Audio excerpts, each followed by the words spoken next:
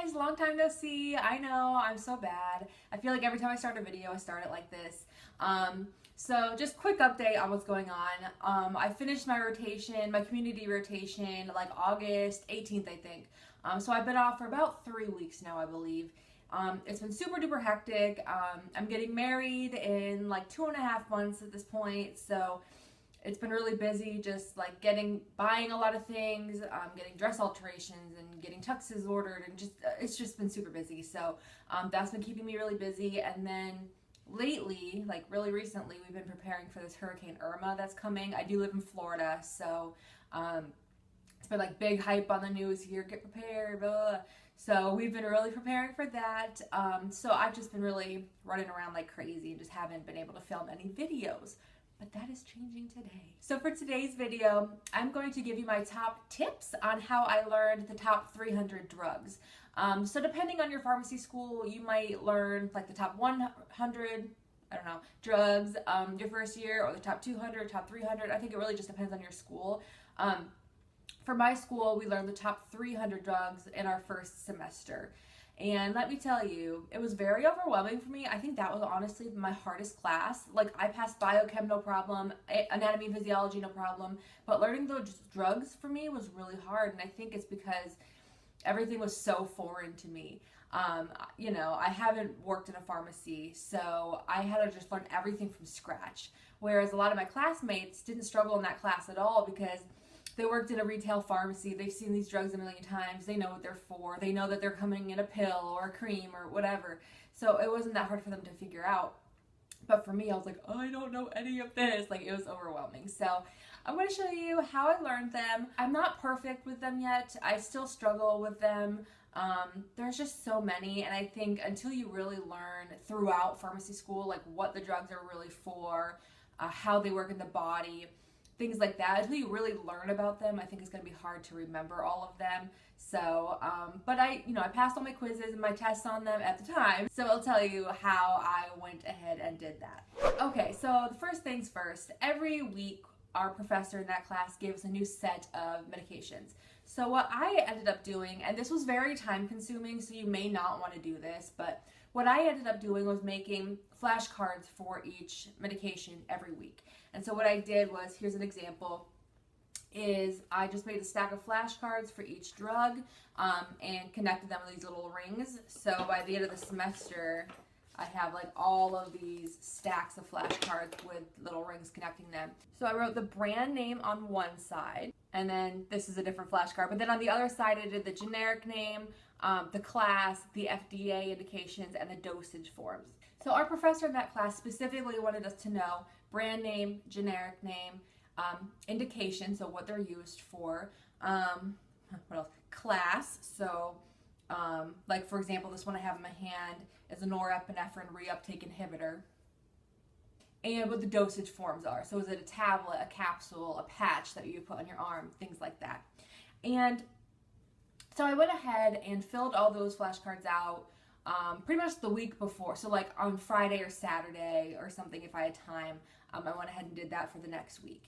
And I would just start with 5 at a time, and I would just start going through the names, brand and generic first, and get those down.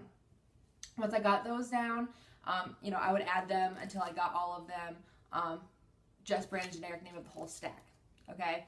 And then what I would do is I would add on the next thing. So like, okay, I know the brand and generic name now, so let me go ahead and add on the FDA indication. So then I would do that 5 at a time until I got through the whole stack. And so I would do that, and it sounds more time consuming than it is, because when you're just kind of sitting there doing flashcards, it goes by pretty quickly, especially if you're kind of like lounging on the couch at night, watching TV, you can go through it pretty quickly. If I really struggled with a particular set, I used my whiteboard a lot, which you've seen a lot of in my past videos. It's just a dry erase board, and my school lets us use them on exams and stuff, but I would just write stuff out. So like, for example, this is Trileptal, and the generic name is oxcarbazepine. So I would just write Trileptal, oxcarbazepine, I can't even say it, Trileptal, oxcarbazepine over and over again until I got it, if I was really struggling with a specific drug. So I would go through those flashcards until I felt comfortable with the material. In addition, I would use Quizlet. I would basically use that after I've felt like I knew everything, and I would use the learn function. So that's where you go in and you have to actually type in the answer. So it would give you like trilaptol, and you have to type in oxcarbazepine, and that way it checks your spelling, it checks your recall to make sure that you're not just used to seeing it on the flashcard, but you actually really know it. So that was really helpful too. I had classmates who went on Amazon and like purchased the top 300 drug flashcards, and they said they really enjoyed that because it had like the picture of the medication on it as well. So that can be really helpful if you can kind of connect that medication to the image if you don't work in a pharmacy and you don't really know. What I would also do, I really struggled with understanding or just remembering like what ones had what dosage forms and things like that. And for our school, they wanted us to know like what all the dosage forms were, but they were really concerned more with us knowing the standout dosage forms. Like, for example, fentanyl comes in a patch, right? A patch is I want to say unusual, but it's not as common as a tablet would be. So that was something they would want us to know.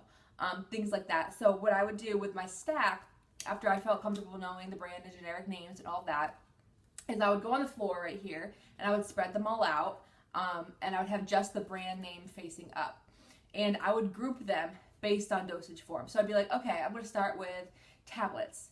Which one of these all have a tablet dosage form? And without looking at the answer, I would go ahead and put them in groups, or like pull out all the ones that were a tablet dosage form, and then I would check myself, and I'd be like, okay, which ones have a patch dosage form?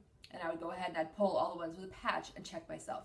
So that's a really great way to kind of quiz yourself and see if you really understand it. I would oftentimes have my fiance quiz me, which is really fun because he was learning them as well because he's in a pharmacy technician program. So we quizzed each other a lot, and that really helped as well. But if you know, get your parents, if you're with your parents, get your fiance, your husband, your boyfriend, your friend, I don't know, whatever, get somebody to quiz you.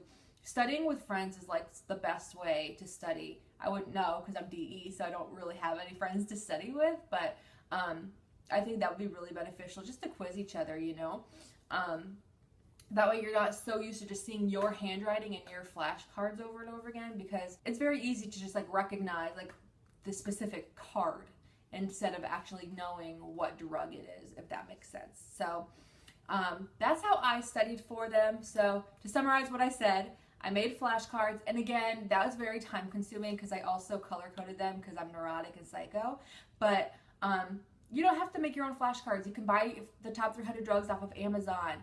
I think Barnes & Noble and stuff has them too. Or you can go on Quizlet, and there's already a bunch made because there's a bunch of pharmacy schools, you know, with students making Quizlets all the time. So you can go on Quizlet and find flashcards already made for you. But you really, I think flashcards are really the way to go. Or maybe like making a chart and categorizing. But flashcards, categorizing, so the way I laid them out on the floor and grouped them, or if you want to write it out on the whiteboard or on a piece of paper, but grouping them is really helpful.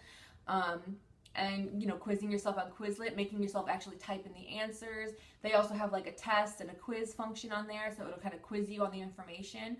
I think all of those are great ways to learn it. But yeah, probably the best way, which I didn't do, is get a job in a pharmacy, because that way you're seeing the drugs all the time, you're seeing what they're used for, you're seeing kind of what people use them, and let me tell you, I had to learn these my first semester of my first year of school. I would memorize them and then forget them right after that quiz, you know. But after my community rotation, I know so many of them now, just from seeing them all the time, because you're in the pharmacy and you're like, oh, here's another buprenorphine.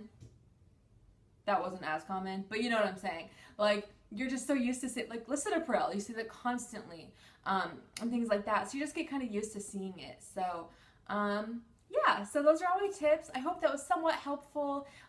If you're in pharmacy school or you're a technician and you had to learn these drugs, leave comments below on how you studied, because you might have some really good techniques that I can benefit from, because I've forgotten I've forgotten most of these by now. So let me know if you have any tips for us, and we can all just help each other in the comments. I think that would be really great. If you have any other questions for me, please leave them in the comments below, or you can message me on any of my social media as always. If you are in the path of Hurricane Irma, please stay safe. We're all in this together, so just hunker down and we can do it. If you like my videos, please subscribe, and I will see you in my next video. Bye.